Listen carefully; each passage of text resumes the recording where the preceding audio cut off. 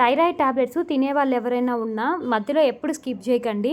నేను ఇంటర్ చదివేటప్పుడు మధ్యలో ఒక్కొక్కసారి స్కిప్ చేసేదాన్ని అనమాట. మర్చిపోవడము, లేకపోతే నేనే నెగ్లెక్ట్ చేయడం అలా చేసేదాన్ని. సో వీక్‌కి 1 ఆర్ 2 టైమ్స్ అయినా సరే అలా మర్చిపోయేదాన్ని.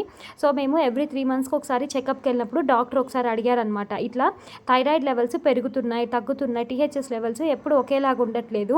సో మీరేమైనా టాబ్లెట్స్ స్కిప్ చేస్తున్నారా? ఎందుకు ఇలా అవుతుంది అనేసి అయితే అన్నారు. సో దానికి కూడా ఒక రీజన్ ఉంది. నేనే చెప్పాను, ఇట్లా పీరియడ్స్ అనేది ఇర్రెగ్యులర్‌గా వస్తున్నాయి అని చెప్పేసి అయితే అన్నా నేను. అప్పుడు నాకు డాక్టర్ ఏమన్నారంటే, సో మీరు టాబ్లెట్స్ స్కిప్ చేస్తున్నారా? లేకపోతే ఎందుకు ఇలా అవుతుంది అని చెప్పి అడిగారు. ఇంక మళ్ళీ నేనే అన్నాననమాట. వీక్లీ 1 ఆర్ 2 టైమ్స్ ఇలా మిస్ చేసేస్తున్నాను అని చెప్తే, ఇంక మేడం అయితే అట్లా చేయకూడదమ్మా, ఎప్పుడు కంటిన్యూగా వాడాలి. సో మధ్యలో స్కిప్ చేసామంటే ఇలాంటి సైడ్ ఎఫెక్ట్స్ వస్తాయి. సో కంటిన్యూగా ఎప్పటికప్పుడు టాబ్లెట్స్ వేసుకుంటూనే ఉండాలి. అస్సలు నెగ్లెక్ట్ చేయకూడదు.